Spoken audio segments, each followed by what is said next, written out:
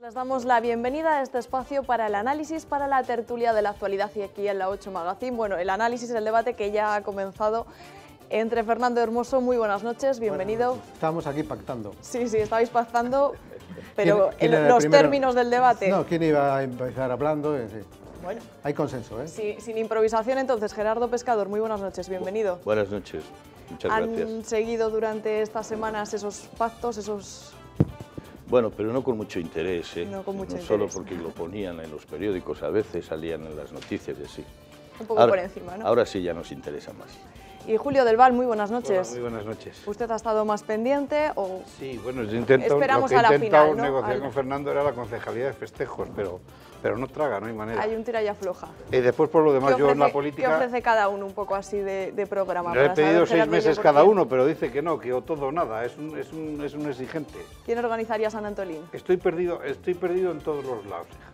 No tengo solución. En mi casa ha ganado mi mujer con el 80% de los votos y me ha mandado a la oposición. No, otros 4 años voy a estar igual. De verdad es una cosa terrible lo mío. Bueno, pues aquí le dejamos un ratito Sí, mandar. aquí puedo hablar, sí. Proporcionalmente al resto de los tertulianos. Bien. Venga, pues vamos a ver el sumario, algunos de esos temas que van a debatir hoy estos 3 tertulianos que nos acompañan.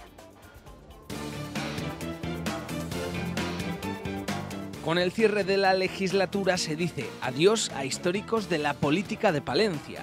Es el caso de Eliodoro Gallego, querido y respetado por partidarios y detractores, se despide del servicio al ciudadano tras 28 años. Sinceramente, aparte de eso, modestia aparte, somos compañeros de partido, aunque yo hace 45 años que ya no resido en Palencia y de las pocas veces que he visto creo que Palencia tuvo un gran cambio y creo que Palencia ha perdido un gran alcalde. La alta velocidad se ralentiza en Palencia. Un nuevo retraso se suma a la llegada del AVE que acortará distancias con León y Madrid.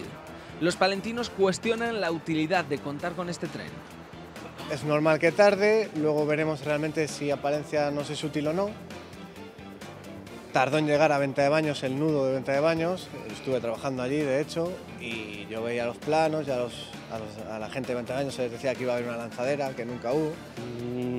No entiendo realmente, habiendo una vía, por qué no han cambiado el ancho de la vía, que ya no lo han europeizado, el ancho de vía que ya tenía Palencia. Retirado de internet, el polémico videojuego Golpea a tu profesor tras las protestas de los representantes de los docentes. Este juego mostraba más de una decena de maneras de maltratar a los profesores y se vendía en la red como un juego desestresante. Pues horrible, horrible. ¿Dónde vamos a llegar con el tema de las redes sociales y todo? Pues muy mal, muy mal. Se está llegando a unos términos y a unas cosas que no puede ser. Bueno, pues en casa de Julio del Val no hacía falta porque, como nos ha explicado, hay mayoría absoluta por parte de su mujer, pero en la casa de los palentinos, en la consistorial, ha habido acuerdo. Recuerden que el PP tenía una mayoría simple. Cuando quedaban apenas 24 horas para la constitución del ayuntamiento, han alcanzado un pacto de gobierno entre PP y Ciudadanos. Alfonso Polanco va a volver a ser investido alcalde. En una rueda de prensa conjunta, ambas formaciones han explicado las condiciones de ese acuerdo. La formación naranja va a votar a Polanco, como decíamos, pero será a cambio de tener 3 representantes en la Junta de Gobierno local. 4 serán del PP y a Ganemos y al PSOE le dejan solo 1 a cada uno. También Ciudadanos va a presidir 3 de las 11 comisiones informativas, la de Hacienda y Cuentas, la de Contratación y la de Participación. Asimismo, se han pactado algunas acciones de ciudad propuestas por la formación de Juan Pablo Izquierdo, un pacto que asegura la lealtad, al menos sobre el papel, de Ciudadanos para la legislatura 2015-2019. Vuelve a ser, por lo tanto, Alfonso Polanco alcalde. Se han hecho esperar hasta el último momento. Hemos asistido a un montón de reuniones bilaterales. Ganemos PSOE, PSOE Ciudadanos, Ciudadanos Ganemos, etcétera, etcétera, hasta que ha llegado este punto. ¿Ustedes se lo esperaban desde el principio? Julio. Yo sí, me parecía lo políticamente como más natural que surgiera, ¿no? Sí, lo entendía así. Lo que pasa es que esta mañana, y esto es una anécdota o chascarrillo, esta mañana he coincidido en un bar, en otro grupo, con el alcalde y una serie de concejales, y le veía una cara tan seria y tan circunspecta que he pensado que quizá no había conseguido. Ya cuando se marchaba he dicho, ¿qué ha pasado? ¿Ha habido parto o no ha habido parto? Y dice, sí, sí, ya soy el alcalde de los palentinos. Y digo, bueno, pues enhorabuena. Pero sí, vamos, me parecía, no sé, como más normal o más lógico, políticamente me refiero. Sí, es cierto además, porque la foto que se ha difundido a través de las redes sociales en las que el alcalde de Palencia estrechaba la mano al líder de Ciudadanos, el semblante de Alfonso era un semblante no de alegría, de transmitir alegría por el acuerdo que habían alcanzado, sino al contrario, transmitía como una cierta preocupación o una insatisfacción de no haber conseguido todo lo que ellos querían o haber tenido que claudicar ante las exigencias de Ciudadanos. Es lo que me ha llamado la atención al ver la foto en las redes sociales. Por otra parte, sí era previsible. Yo creo que lo han dejado excesivamente tarde. Han tenido unas semanas para llegar a algún tipo de acuerdo. En otros ayuntamientos parece que lo han negociado con mayor agilidad y aquí han esperado a las últimas 48 horas donde se han precipitado los acontecimientos, aunque yo creo que todos esperábamos que en fin, Ciudadanos es un partido más de derechas y su pacto más lógico sería negociar con el Partido Popular, aunque más lógico entre comillas, porque en Carrión de los Condes han negociado con el Partido Socialista, parece que Ciudadanos es ni carne ni pescado, en unos sitios negociamos con unos e incluso aquí en Palencia tenían convocada una rueda de prensa para la tarde del viernes por si el pacto en la mañana del viernes no fructificaba con el Partido Socialista y la reunión era con el Partido Popular por la mañana y con el Partido Socialista por la tarde. Entonces, ¿ustedes qué es lo que quieren? ¿Negociar? Da igual con la derecha que con la izquierda, ¿a quién les va a creer? En Andalucía, ¿qué es lo que han hecho? Pues algo similar. El 68% de los votos de Ciudadanos en Andalucía procede de gente que era del Partido Popular y han quedado defraudados. ¿Cómo van a justificar ahora ustedes, ante ese 68% de los votantes, el que han dado la puerta de la gobernabilidad al Partido Socialista? No sé, hay algo como que no encaja, ¿no? Hombre, pues podía ser, es verdad que puede ser lo más natural, efectivamente, ¿no? Dentro de cómo estaban las fuerzas políticas, pero lo que sí que tenemos que empezar y ellos mismos, los políticos más, es que los ciudadanos votamos y ellos son los que en definitiva se tienen que poner de acuerdo, ¿no? No es nuevo. Aquí sí, ¿no? Pero hay en otro tipo de comunidades donde las fuerzas siempre han estado mucho más fraccionadas y han tenido que gobernar con mejor o peor acierto. A mí lo que me sorprende de Ciudadanos es que su discurso era siempre el bueno, estar ahí a una especie como de arbitraje, y aquí vemos, o según se dice de las negociaciones, han tomado responsabilidades, es decir, cosa que de alguna forma... Bueno, ellos concejalías no querían, no entraba, sí un poco de control, ¿no? De estar en el órgano de control por excelencia, pero ellos no querían luego responsabilidades como concejalías y solo lo han mantenido. Claro, es que pero están de control de las cuentas casualmente, de Hacienda y de las cuentas del Ayuntamiento. Quiero decir que... Sí, que son posiciones fuertes. Claro, que se aten bien los machos con esas responsabilidades. Que en los municipios, sobre todo la Comisión de Gobierno, muchas de las cosas en las mayorías absolutas es lo que se hace, ¿no? Es decir, se negocia y se pacta todo en la Comisión de Gobierno y se lleva al Pleno a aprobar simplemente. Ojalá la democracia funcione y todo lo que haya que hacer, y lo propicie Ciudadanos o quien sea, para que todo se negocie o se pacte en el Pleno. Claro, pero si ellos además sea público. Querían proporcionalidad en las comisiones informativas, es decir, que hubiera un número de integrantes similar al reparto que ha habido en votos en las elecciones. Bien, ¿y por qué no quieren esa misma proporcionalidad en la Junta de Gobierno, donde tienen 4 el Partido Popular, 3 ellos, Ciudadanos, y uno para PSOE y Ganemos? La misma proporcionalidad sería deseable también en ese órgano, ¿no? Parece que hay cosas que dicen que no las aplican en unos foros y sí las aplican en otros, ¿no? Por eso que yo creo que lo importante es que algo tienen que hacer, tiene que salir un alcalde, sale el alcalde. El problema empieza a partir de ese momento, el problema o las soluciones, ¿no? Es decir, qué bien que las mayorías absolutas no sean rodillos muchas veces donde uno hace lo que quiere, incluso... Hemos visto hasta prometer una cosa antes de las elecciones y hacer todo lo contrario cuando se tiene la mayoría absoluta. Lo hemos visto. O sea, está bastante reciente. Entonces, todos de acuerdo con Gerardo en que es bueno esta nueva era de... Claro, hombre, yo siempre he dicho... Sin mayorías absolutas prácticamente en ninguna parte. Que te obligue a pactar, que te obligue a consensuar más que pactar. Yo siempre he dicho que las mayorías absolutas a mí me parecen las mayores de las dictaduras, porque el que tiene mayoría absoluta hace lo que quiere. Es cierto que esa mayoría la tiene en virtud a que ha conseguido tenido legítimamente esa representación por parte de la ciudadanía. Pero en muchas ocasiones hace lo que quiere y hace cosas contrarias a lo que ha prometido, como decía Gerardo. En cambio, en este escenario de pactos te obliga a pactar cada maniobra, cada paso, cada obra que quieres aprobar, y yo creo que el consenso en todas las instituciones es algo muy deseable y que, gracias a Dios, hemos podido ver gracias a la aparición de estos nuevos partidos políticos, ¿no? A mí también me gustaría que estos partidos nuevos también llevasen a cabo lo que de alguna forma dicen, es decir, modificar también muchas veces los reglamentos, no actuar de esta forma pues un poco opaca, ¿no? Sino que sea transparente continuamente, que sean ellos los que de alguna forma, que también los ciudadanos se ha podido ir a votar también por ese mensaje, es decir, porque queremos un poco de higiene y de limpieza en este tipo de partidos donde eran hegemónicos. O sea que de alguna forma está bien, incluso las posibilidades de que en un momento determinado lo pactado no se cumpla o los acuerdos no lleguen a su término y haya las posibilidades de otro tipo de alternativas, es decir, mociones de censura o grupos que, reuniendo una mayoría, podemos pensar, ¿así es ingobernable? Bueno, así nos deberíamos de acostumbrar a que también la sociedad es plural, no es toda hegemónica, no hay guetos en el sentido de marginalidad, sino decir, estamos todos bien. Mira, una de las... Pero perdona, pero plural era, por ejemplo, el gobierno de la autonomía de Andalucía, entre el PSOE y Izquierda Unida, y han terminado a tortas, con la presidenta convocando elecciones nuevas porque no llegaban a ningún acuerdo. Quiero decir que bueno, que muy bien, que los pactos, que de acuerdo, que pueden dar una cierta transparencia más, pero bueno, a veces, por lo menos en este país, ya. Porque es que hay países por ahí fuera de este país, como Alemania, donde son capaces de juntarse la derecha y la socialdemocracia y gobernar el Estado alemán. Ya, pero en este país la democracia la hemos olido desde hace muy poco. A ese punto llegamos muy poco. Ya, estamos muy acostumbrados a esto.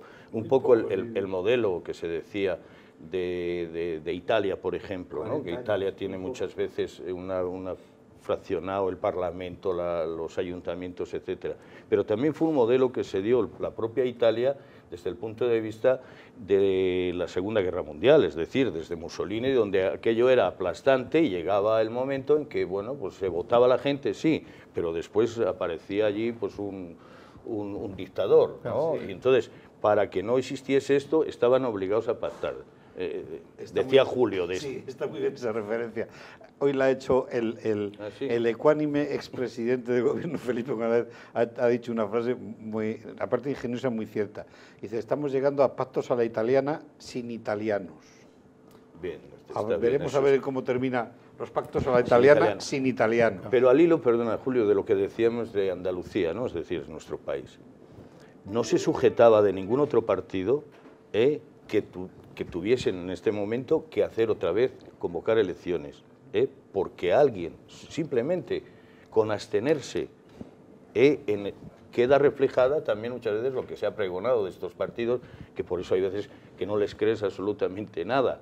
Y dice, no, es que, pues que gobierne la lista más votada, pero es que sí había diferencia, ¿no?, de unos a otros en Andalucía. Pues alguien se tiene que abstener y después se hará el marcaje de gobierno, ¿no?, que es lo importante. Claro, en cambio, la normativa de los ayuntamientos no puede suceder eso. Siempre es una legislación garantista para que, en caso de que no haya acuerdo, gobierna la lista más votada. Sí. Lo que sí llama la atención es que en grandes temas de Estado, como pueda ser el terrorismo, en muchas ocasiones no ha habido acuerdo entre las dos fuerzas mayoritarias, Partido Popular y PSOE. Les ha costado mucho ponerse de acuerdo y, sin embargo, con tal de que no les arrebaten los sillones, hasta han hablado de, y si nos juntamos ahora los dos, hacemos un pacto Partido Popular, Partido Socialista, con tal de no dejar los sillones a Podemos, lo que ha pasado en Madrid, que Esperanza Aguirre ofreció un pacto de estabilidad entre el Partido Socialista y Partido Popular con tal de no gobernar, y fue textualmente lo que dijo al equipo de Podemos. Es decir, qué fácil se ponen de acuerdo con tal de no ceder sus sillones cuando les ha costado tanto ponerse de acuerdo en temas de máxima urgencia para el Estado, como son temas de sanidad, como son temas de educación, claro, o temas de terrorismo, ¿no? Sí, por eso que hay líderes políticos, en este caso también la que acabas de mentar tú, Fernando, donde deberían de avergonzarse, porque precisamente están muy acostumbrados a tamayazos, a mover voluntades, etcétera. Y yo creo que lo que no quieren es que levanten alfombras. No, lo que no saben es perder, es decir, defienden la democracia cuando salen con unas mayorías absolutas y resulta que cuando pierden tienen que hacer cualquier tipo de maniobra o se les pasa por ocurrencias. Bueno, que es lo que ha pasado hoy mismo con Rita Barberá, que ha quedado de manera poco elegante, después de 24 años gobernando el Ayuntamiento de Valencia, con tal de no ceder el bastón de mando en el pleno del sábado, renuncia 24 horas antes para no hacerse la foto ella cediendo. Ha sido un golpe de calorete. Tiene que ser. Pues hay que quedar como una señora, hay que quedar elegante, respetar los juegos democráticos, los pactos y lo que han decidido los ciudadanos para con elegancia ceder el mando, que no estás ahí puesta de por vida, ¿no? Con tantos años. Exacto. Con tantos años ha perdido la costumbre de ser elegante y educada. De todas maneras, son unos pactos que a mí me producen, cuando menos, un cierto asombro. ¿Cómo han pactado cada uno? Si no, Perdona, Julio. No, sí, adelante. No, decía por cerrar ya un poco el capítulo pactos y ya en mera especulación, vamos. Como decía Fernando, si no se hubiese cerrado ese acuerdo entre PP y Ciudadanos, había una reunión en la que Ganemos había citado tanto al PSOE como Ciudadanos para llegar a un acuerdo a tres bandas, que era la única opción de quitarle a Alfonso Polanco la alcaldía. Claro, pero entonces es lo que yo decía, Ciudadanos es ni carne ni pescado. Si hubiesen llegado a entender, ¿ustedes creen que si ven esa oportunidad abierta, si hubiesen llegado a entender los tres grupos? Yo creo que no, pero bueno, no sé, son suposiciones y tampoco... ¿Ven difícil, tampoco ¿no? Que hubiesen llegado yo de creo que acuerdo? sí, son bastante difíciles. Yo creo que sí. Sí. Quiero decir, desde el punto de vista, por la comprensión que tiene que tener también la ciudadanía a la hora de decir, bueno, y tan difícil es el que de alguna forma se repartan las competencias, lo que sea, alguien tiene que ser alcalde y efectivamente alguien que tenga la mayoría y ponernos a trabajar, es decir, no creo yo que sea tan difícil. No, la parcela de poder es importante. Yo creo que sí. Ciudadanos yo creo que quiere gobernabilidad en el ayuntamiento. Otra cosa es que luego salgan a tiros, porque son 4 años muy complejos los que se nos acercan. Pero yo creo que cuando han convocado una reunión por parte del Partido Socialista ya habían dicho que sí. Ellos admitían todo el decálogo de propuestas de Ciudadanos y Ganemos Palencia también había dicho que sí. Entonces, si Ciudadanos va con esa predisposición, yo creo que sería con la disposición de cerrar, evidentemente, un pacto de gobernabilidad en el ayuntamiento de la ciudad, ¿no? Bueno, pues nunca se sabrá ya, nunca se sabrá. Nos decían en el último pleno de la legislatura que cierra hoy, último pleno, uno extraordinario, Eliodoro Gallego y Isidoro Fernández Navas recordaban que, bueno, en una legislatura de Eliodoro Gallego se gobernó con mayoría simple y que no pasaba nada, que hubo diálogo, que hubo que hablar mucho para cerrar cada obra, cada paso que daba el gobierno, pero que no había pasado absolutamente nada. Y precisamente ellos son nuestros protagonistas de ahora, porque Eliodoro Gallego cierra hoy su carrera política, una vida de casi 30 años volcada en el servicio a los ciudadanos. Se define como un municipalista de pro. Estas son algunas de las declaraciones que le hizo Álvaro Lantada antes de retirarse de la vida pública. Una vida entregada a la política, salvo en la Junta de Castilla y León, ha representado a Palencia en todas las instituciones, aunque su pasión por el municipalismo hizo que el ayuntamiento y esta sala se convirtieran casi en su segunda casa durante 28 años. Es compromiso, pero ciertamente la política, yo no vivía de la política por sí mismo, sino como un instrumento para llevar a cabo lo que yo creía. Han sido años de aciertos y errores que reconoce. Legislaturas como alcalde en mayoría, portavoz de la oposición e incluso regidor de gobiernos en minoría. Panorama que recuerda lo que está por llegar. Los ciudadanos lo expresan en las urnas como que va a pasar algo muy negativo o se va a parar la ciudad. No, se tiene que gobernar de otra manera. En el éxito y en el fracaso tú siempre tienes que estar a las duras y a las maduras. Comenzó con poco más de 20 años. Sigo siendo el mismo. La política no me ha cambiado en nada. Y siente que llega el momento de poner punto final a una etapa. Hay que saber llegar y hay que saber marcharse. Lo hace con la satisfacción del deber cumplido. Siente haber trabajado con lealtad y dignidad por Palencia. Me he movido en el ámbito de la decencia política siempre. No he tenido nunca puñaladas. A mí nadie me ha ofrecido nada. Me lo han puesto muy fácil para corromperme. No lo hubiera aceptado, pero es que ni me han tentado. La explosión de Gaspar Arroyo, su peor momento. El contacto con el ciudadano haciendo gala del perfil de político cercano, su gran satisfacción. Deja este escenario de debates y toma de decisiones sin nostalgia, convencido de que otras cosas buenas están por venir. Bueno, pues el adiós de Eliodoro Gallego a la vida política, sobre todo a la vida municipal, que es a la que más se ha volcado. ¿Cómo recordar a Palencia y qué ha significado Eliodoro Gallego para Palencia, ¿no? Porque es un personaje que ya estará hilado siempre a la ciudad. Me lo dices a mí.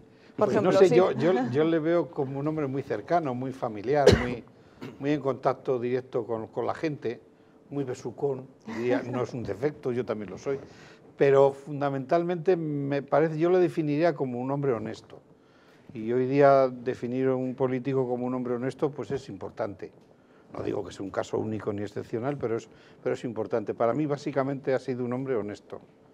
Y está bien, se merece muy bien el reposo del guerrero ya, que vengan nuevos aires a su partido en Palencia, sí. Pues sí, yo también creo que ha sido un hombre definido así, tal cual, con una palabra, honestidad, y eso es verdad. No quiero decir que en ningún momento le hemos visto involucrado en ninguna parte, cuando incluso desde el punto de vista del ayuntamiento ha sido un trabajador sin fin, es verdad. Desde el punto de vista económico también ha sido un hombre que ha tenido transparencia a la hora de poder decir cuánto cobro y lo que cobro, cuánto es lo mío. Es decir, incluso sabíamos de buena fuente que algunos de los funcionarios en el ayuntamiento, había algunos que cobraban más que el alcalde cuando él ha estado. Ha sido un hombre dedicado completamente a la política. Yo resaltaría también de Eliodoro pues su profesión, ¿no? En definitiva, que no es la política, sino la del derecho de los trabajadores. Ha sido un hombre continuamente volcado en la Unión General de Trabajadores, siendo abogado laboralista, que es yo creo que donde de alguna forma pues también se ve a las personas ese planteamiento ideológico. Seguro, y las hay, cosas que de alguna forma pueden ser pequeños o grandes borrones, no lo sé, porque en una gestión tan larga, un hombre que ha estado también 4 legislaturas siendo senador por Palencia, ha presidido alguna vez o algún año también la Federación de Municipios y Provincias. Quiero decir que de alguna forma pues en esos años de peatonalizaciones, de obras que había que tomar partido en ciudades como esta nuestra, pues Eliodoro ha sido uno de ellos porque ha estado, ¿no? Ha sido un hombre también a la hora de pactar y de poder tener parte del consenso. Yo donde no puedo estar, quiero decir, indudablemente lo tiene, pero donde de alguna forma le ve un poco excesivo tiempo ha sido en el partido. Como secretario general del Partido Socialista en Palencia, yo creo que no ha dejado tiempo suficiente para que recambios determinados hayan podido ser sustituidos. Y de alguna forma vemos la hegemonía, digo yo, desde mi punto de vista, la hegemonía de los partidos políticos que apenas si hay democracia, es decir, ordeno y mando, y en esto lo ha ejercido bien también Eliodoro, discreto, pero quizás lo ha tenido que hacer así, no lo sé si las organizaciones son así, pero yo le he visto excesivamente largo en ese planteamiento de estar al mando del Partido Socialista mucho tiempo. En definitiva, eso es, no solo se lo merece, sino que ojalá nos salgan políticos con esa honestidad, sí, pero que no estén tanto tiempo, de verdad. Habrá que legislar algo, lo que sea, donde de alguna forma esos mandatos se acorten. Sean limitados. Yo creo que si nos referimos a Eliodoro Gallego siempre tendremos que decir que estaremos a favor, en contra, tendrá sus lagunas o sus méritos, que como todo gestor los tiene que tener en su pro y en su contra, y la balanza pues finalmente marcará lo que ha conseguido por la ciudad, que es cierto que en los últimos años ha sufrido una gran transformación, sí. También con gobiernos del Partido Popular. Lo que sí debemos de decir es que Eliodoro Gallego ha sido un trabajador incansable. Yo no he sido de los periodistas que mejor me he llevado con él, porque he tenido grandes disputas. Yo llevé la corresponsalía de ABC durante algunos años y ABC no es un periódico que le guste mucho a Eliodoro Gallego. Y le critiqué en muchas ocasiones, firmé crónicas que no le pintaban bien, y él me llamaba por teléfono y teníamos nuestro rifirrafe, ¿cómo has puesto esto?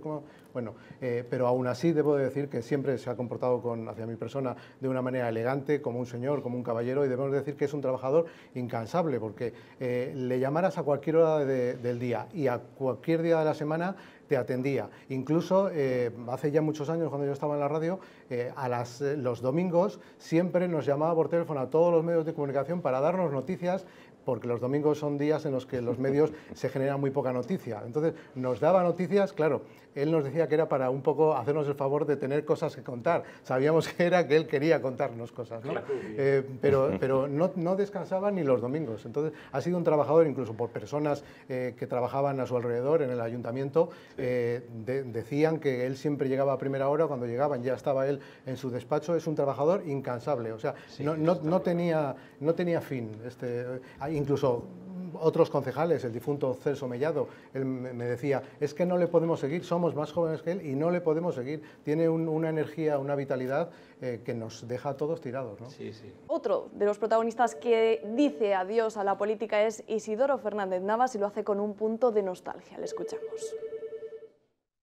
Con satisfacción, porque creo que yo a nivel particular hago un balance positivo de todo lo que he vivido. Ya he hecho alguna manifestación. Yo creo que, aunque he dado mucho, pero también esta experiencia que he tenido durante 28 años también me ha aportado mucho a nivel personal.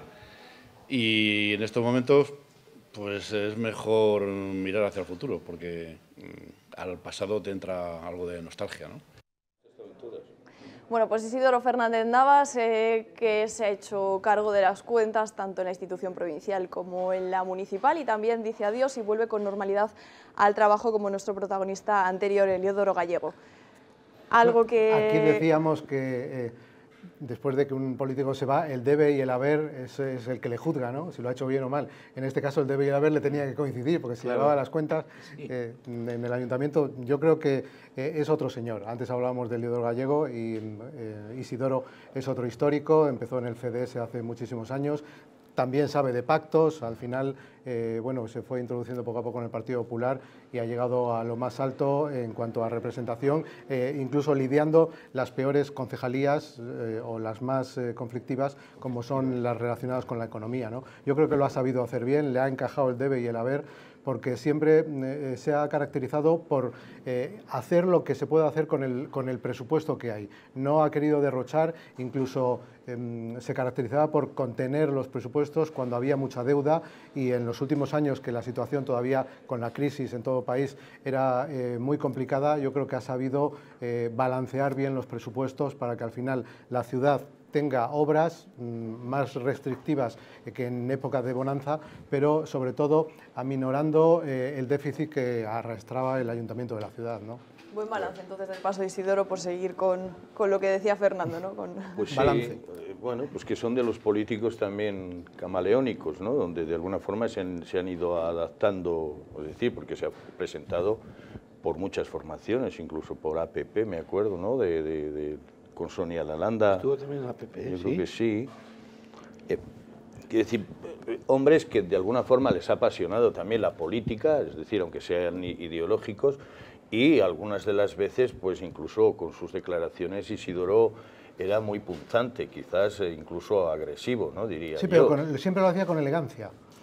Bueno, sí, se puede ser elegante en esas condiciones, sí, no, pero quiero decir, hay otros que son más bestias, lo dice con elegancia, pero lo dice. Entonces tiene mano derecha siendo de derechas. Hay otros que igual son de izquierda y no tienen mano derecha. Para pues ser elegante, con los balances, Fernando, espera, explícame eso que no me he enterado. Sí. Me he enterado muy bien, que los de derecha tienen mano izquierda, los de izquierda no tienen mano derecha. Él sabe tener mano derecha, no porque sea de derechas. Quiero decir que hay otros que son de izquierdas y no tienen tienen mano derecha, o hay que saber tener mano derecha. Y la tenía porque sabía transmitir, y en ocasiones había que decir una cosa y transmitirla, pero yo creo que siempre lo ha dicho con bastante elegancia, pero lo ha dicho, ¿no? No, es verdad que la cartera de Economía pues es compleja a la hora de gestionarla, claro. Sí, es complicada. Sí, ¿no? Eso estoy de acuerdo. A mí me ha parecido una buena definición la de Gerardo, lo de camaleónico. Quiero decir que se ha adaptado muy bien a los tiempos que han corrido. Y tiene como ventaja, en este país, loado sea, que habiéndose dedicado a la economía y a las cuentas, se va con las uñas limpias. Me imagino, vamos, está claro por ahora, ¿no?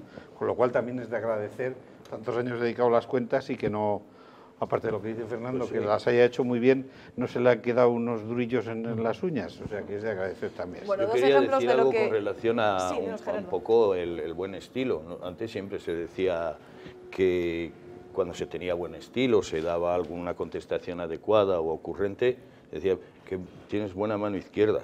Bueno, si hay que cambiarla por la derecha o lo que sea, está bien. Pero siempre la izquierda. Si hay que cambiarse, con este juego de manos, esa reflexión o de dos ejemplos de lo que pide un poco la calle, de que los políticos puedan volver un poco a la normalidad del trabajo y no agarrarse al sillón. Es que además eso es bonito, ¿eh? Quiero decir, dos hombres de dos grupos diferentes, el que abandone la política con serenidad, sin llorar como la del Caloret, de una manera razonable, educada, y además sin tener que esperar a un consejo de Iberdrola a tener un cargo importante en alguna empresa de estas que se usa. Claro, estamos en Palencia, ¿no?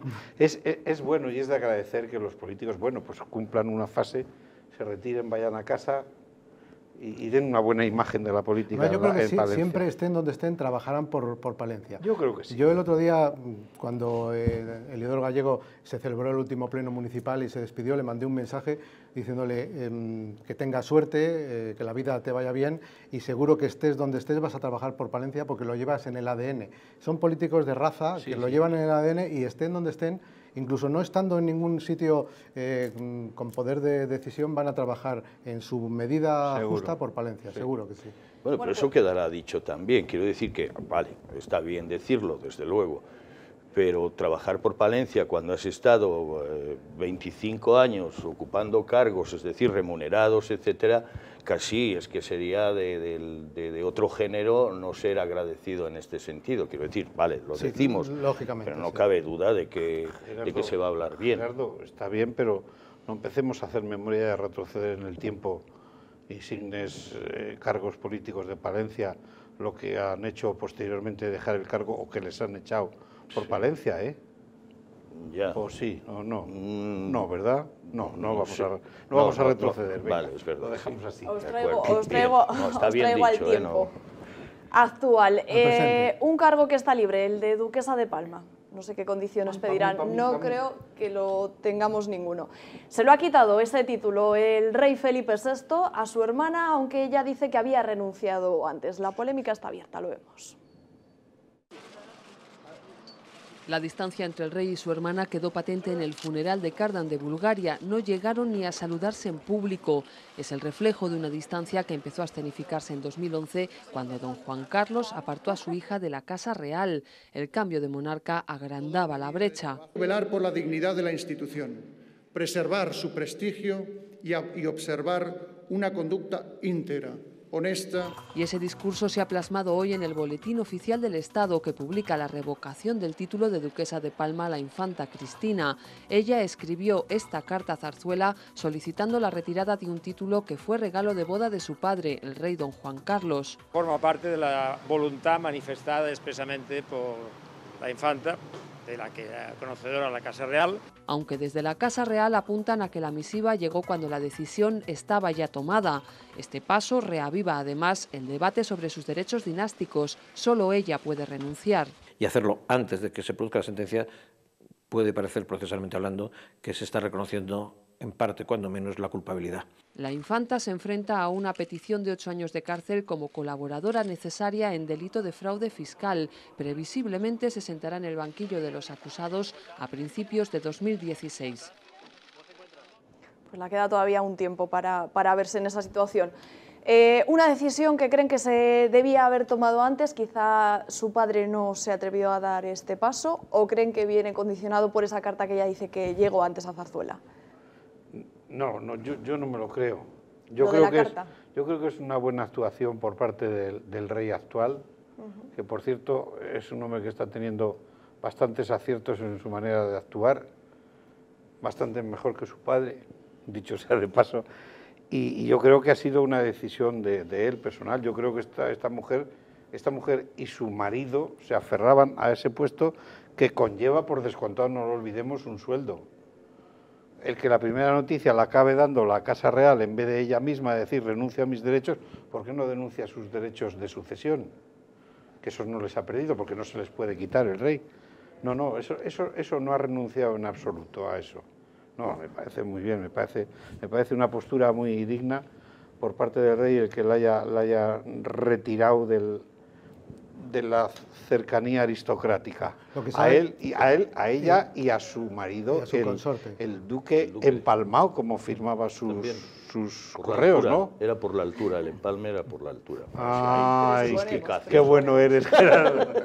Lo que sienta muy mal es que aquí alguno de los dos miente. Entonces, claro que después de todo lo que está pasando con los duques, que quieran ahora tener la razón, yo, permítanme que dé la razón al rey actual, porque si la carta luego, el manuscrito, la ha firmado el día 1, esta mañana decían en la radio, vamos a presuponer que sea cierto que la ha firmado él. Bueno, pues yo ya no lo presupongo, porque después de de los antecedentes de estos dos señores, pues es posible que la carta la hayan firmado ayer mismo por la noche y hayan puesto fecha del día 1. De todos modos, si es cierto que la ha firmado el día 1, tiempo ha tenido 10 días para mandarla, no que la haya mandado instantes después de que el rey le haya dicho por teléfono que, bueno, pues en la tarde de ayer, que la despojaba de ese título, ¿no?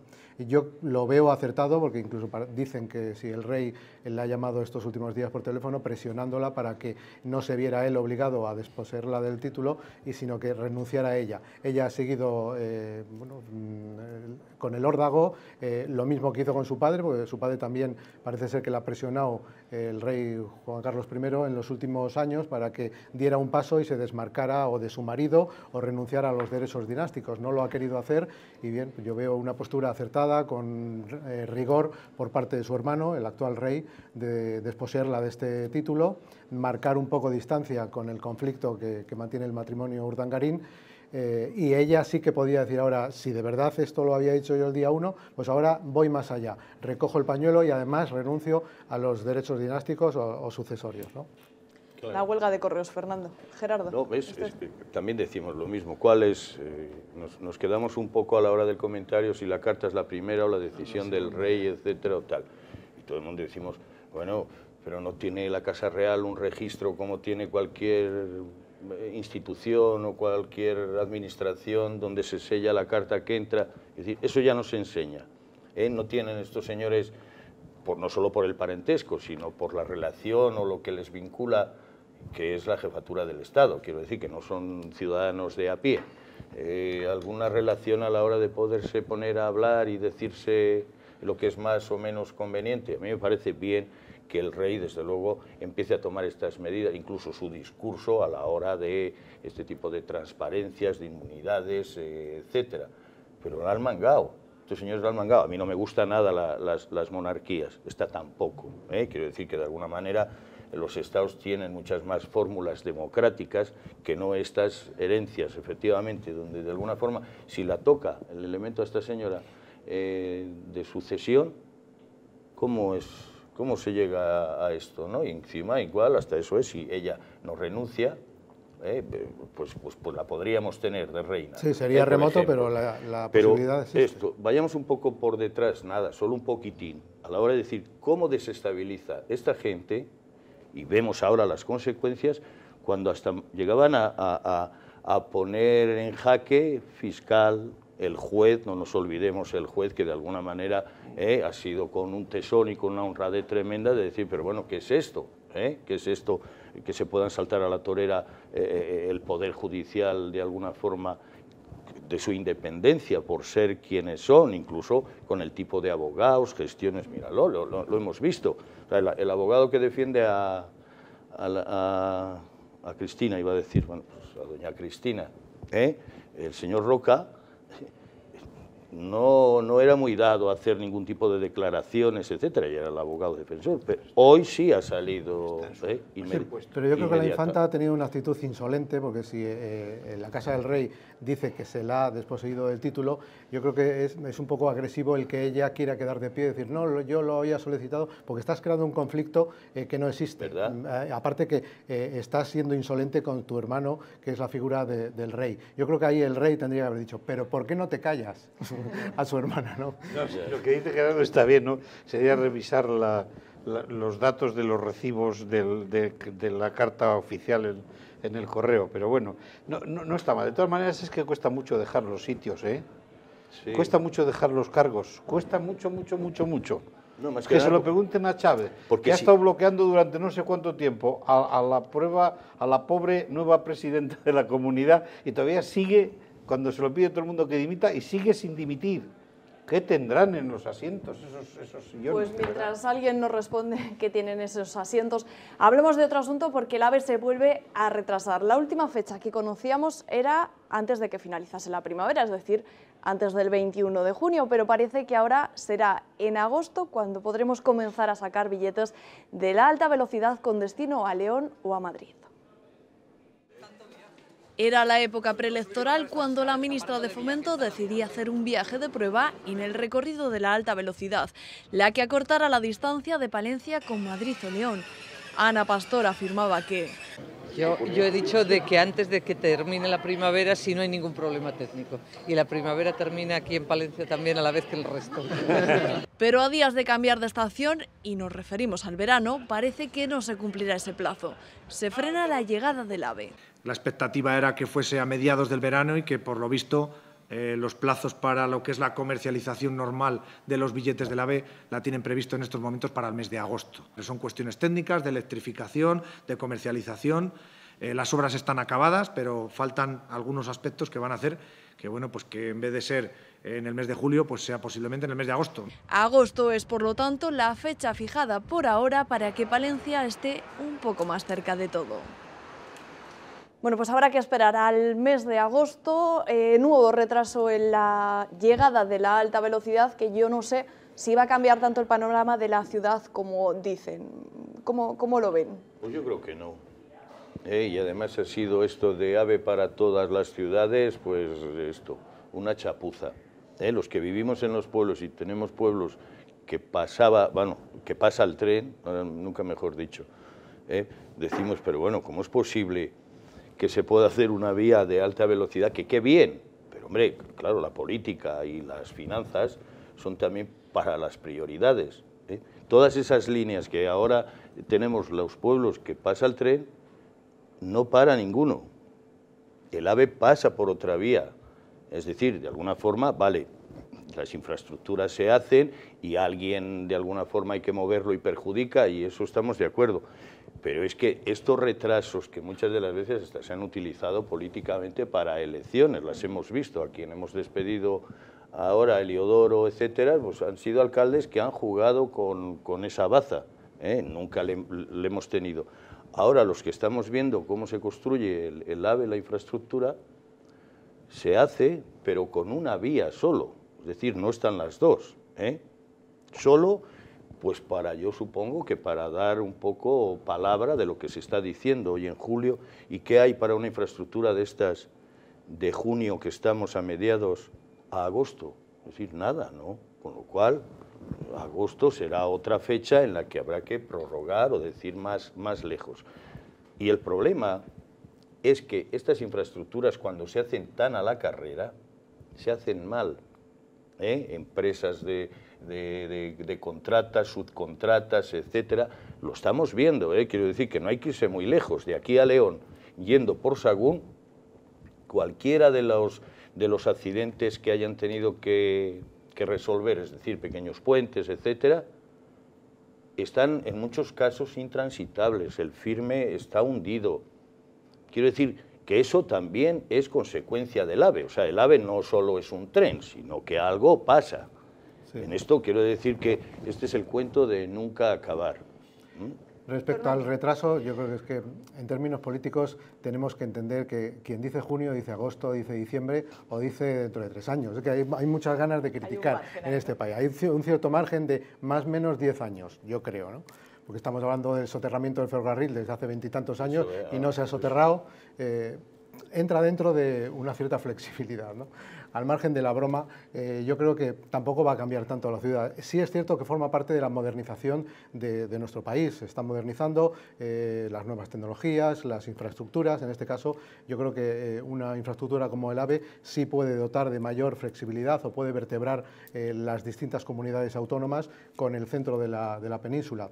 Desde ese punto de vista yo creo que es acertado, pero no como para que radicalmente vaya a cambiar el escenario de una provincia. Es más, más que proyectar alguna provincia, lo que puede es hundir o soterrar alguna zona, como por ejemplo tú que vives en Paredes, es cierto que allí se ha expropiado forzosamente muchos terrenos. Y de eso hablo, exacto. Claro. Entonces, forma parte de la modernización de las infraestructuras que siguen su curso y, bueno, positivo desde ese punto de vista. Que los que vayan a la capital de España van a poder ir en hora y cuarto, pues es un gran avance, sin duda alguna. Hace algunos años se tardaba 4 horas. Que convendría que haya más flexibilidad de horarios, también es cierto, porque en los primeros años, cuando comenzó el AVE a funcionar en Valladolid, los horarios no eran como para que una persona que fuera a Madrid a trabajar tuviera que coger el AVE, y el AVE último que venía para la ciudad era a las 4 de la tarde. Si yo voy a Madrid a pasar un día laboral y tengo que trabajar, no me vengo a las 4 de la tarde porque necesito emplear la tarde también para hacer gestiones, ¿no? Bueno, pero eso se está arreglando. La posición de Julio muy rápidamente, porque se nos está echando ha ya habido el tiempo encima. un punto que no he entendido muy bien, Gerardo, lo que comentaba sobre los pueblos que han quedado sin tren. No, hombre, sí, el tren pasa, pero de alguna forma... Pasa por donde pasa.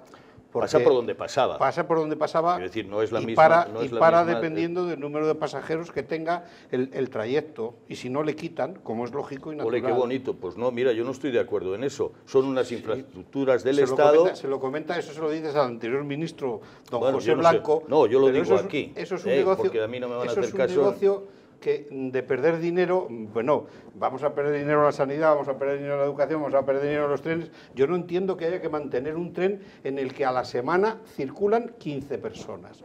No puede ser. ¿Y entonces qué hacen esas 15 personas? Emplear otro sistema público de transporte, el que sea, pero no un tren. Vale, dicho eso, yo a mí se me había quedado en el tintero con el AVE la pregunta de que precisamente como hay otro tipo de problemas en las poblaciones que sí deben de preocupar, es quién va a coger el AVE en poblaciones donde cada vez la despoblación es más absoluta. Ya. Dicho eso, si los ciudadanos que nos pasa el tren, no es que le pidamos, sino que de alguna forma regularán qué unidades hay, porque hay gente que vive en los pueblos, trabaja, porque en esa misma regla, si se pagan los mismos impuestos, tendré el mismo servicio, ¿o no? No, pues porque tú sabes que no es lo mismo la sanidad en Palencia que cuando vives en un barrio de Madrid, y no sabes que es lo mismo coger un tren en Madrid que cogerle en Paredes, o por ejemplo en Fuentes de Valdepero, que se han quedado no con tren, sin autobús. Pues fíjate tú, y el ayuntamiento concede una pequeña préstamo para que haya un taxi que a unas horas determinadas venga a Palencia. O sea, estamos hablando de eso. Es que parámetros economicistas en un servicio público no se pueden decir estas cosas. Pero si es que el transporte, es que el tren, Gerardo, no es un transporte público. No, es un negocio privado. Claro, es una empresa privada porque lo han privatizado. Y lo van a privatizar más todavía. Lo mismo que la telefonía o correos, etcétera, que es donde queremos ir a parar. Porque se nos echa el tiempo pues encima. Es un debate muy interesante. Vamos a ver, efectivamente, pero vamos a ver otro de los temas que teníamos previstos para hoy, a ver si logramos un consenso. Se trata de un videojuego que se llama Golpea a tu profesor. Estaba en una plataforma web, en una plataforma de internet, era gratuito y enseguida los representantes sindicales de los profesores han protestado e inmediatamente se ha retirado este juego. Decían, lo vendían como un juego para quitarse el estrés. ¿Creen que es una barbaridad el juego? ¿Creen que la reacción ha sido muy grande por parte de los representantes sindicales de los profesores? Sí, yo creo que incluso los profesores o los alumnos tenían conocimiento de la existencia de este juego desde hace tiempo. No sé por qué no se ha retirado antes, pero bueno, se ha retirado. Sí, que hasta que no ha salido en los medios, ¿no? Quizá no se ha retirado, que es lo importante. Es una salvajada. Yo creo que lo estamos viendo, la cantidad de garrotazos que le están dando al maestro. Yo tengo varios hermanos que son profesores y no creo que les haga mucha gracia esto, porque luego esto sí es cierto que se transmite en las aulas. Hay una cierta ira por parte de los alumnos que no sé dónde lo aprenden, si en sus casas, en los juegos, contactos sociales, no lo sé, pero es cierto que esto también facilita la agresividad de algunos alumnos. gracias a que lo hayan retirado, que esto es algo, es como en el fútbol, se dice que es desestresante cuando uno va al fútbol y puede insultar al árbitro. Bueno, pues será desestresante, pero es una salvaje. Pues nada, nos queda apenas un minuto, me imagino que estaban de acuerdo con que era una salvajada y bueno, que se está denostando un poco esa figura del profesor. Los niños o cuando jugamos es no solo para distraernos, está muchas veces para aprender. No sé de qué manera se presume de este tipo de juegos y además se le dice que quita el estrés, lo que es no solo una gamberrada, sino un planteamiento de copiar actitudes que estamos en desacuerdo completamente. Ha habido cartas, correos y cosas similares en Internet que la justicia ha entrado a por ellos porque incitaban a la violencia. Ese juego tendrían que saber quién es el patrocinador, el que ha creado el juego y ir a por él, evidentemente. Aparte de que esa no es la causa ni el motivo, sino que hay que buscarlo en otras cosas en la sociedad actual. Bueno, pues nos vamos con temas abiertos y deseándoles a los tres que tengan un feliz fin de semana. Muchas gracias. Igualmente para ti. Lleno de consensos y de buenos encuentros. ¿Vale? Sí, bien, gracias. Sí. Nos vemos la próxima. Ahora, Gerardo, yo lo de los trenes. Sí, hemos dejado muchos temas abiertos para que sigan debatiendo. Y a todos ustedes lo mismo, que tengan un feliz fin de semana. La programación de la 8 Magazine vuelve la semana que viene. Gracias por estar ahí.